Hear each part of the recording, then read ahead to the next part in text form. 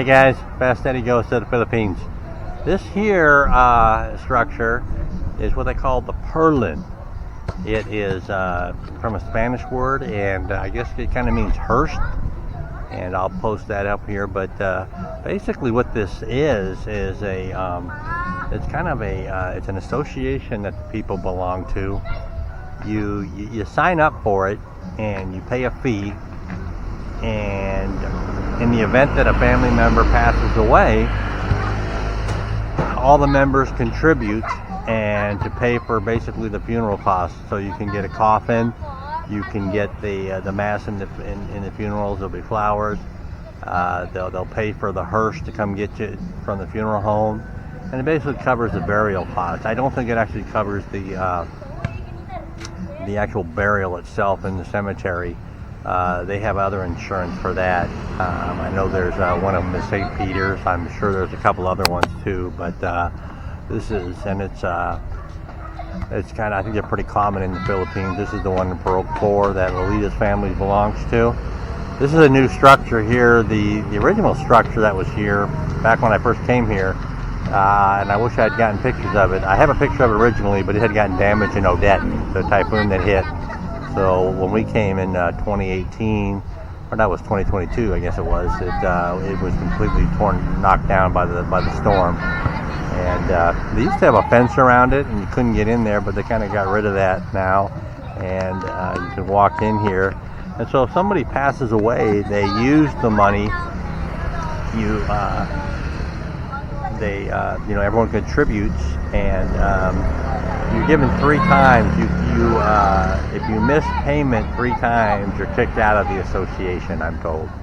And if you don't have payment, you got to make it up. And so if you fall on some hard times, you don't get anything. And I guess this is kind of brings some dignity and some grace to people as they pass away if they're in poverty and they don't have any way to get buried or anything. This kind of handles it and makes everybody kind of equal because they're covering everything the same. Back in like the 60s and 70s, when it was much more of a agricultural community here, the men were fishing, the women were farming, gardening, if you will. They would actually build their own coffins here. The men would build the coffins, and the women would do the flower arrangements. So it was all done in house. Nowadays, it's they contract that out. Got some kids hanging out here, just doing whatever they're doing. And the purlon right here is right back here. This is the old cart that they actually used to put the coffin on. You can see it's kind of fallen on some hard times. I think when the cart that they would use, the horse-drawn cart, to get the coffin, the deceased, to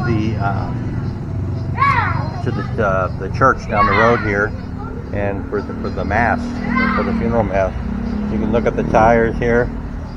They're made of wood tire with a rubber stamped on there.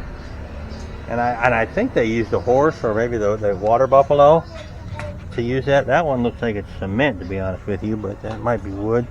And this here is the cart that they would use. I'm told that they don't use this anymore. Obviously they don't use this one because it is broken. Front axle's missing off of it. But you see it's all made of wood. It's got a wood axle on it.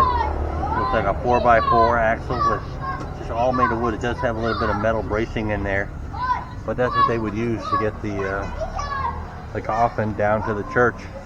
You even have a couple roller bars on here. They don't seem to roll, but I guess the coffin would roll on there. And here it is. This is the building here. And I guess they would gather here. I guess if they have nowhere else to go. There's also they also lend money out to people.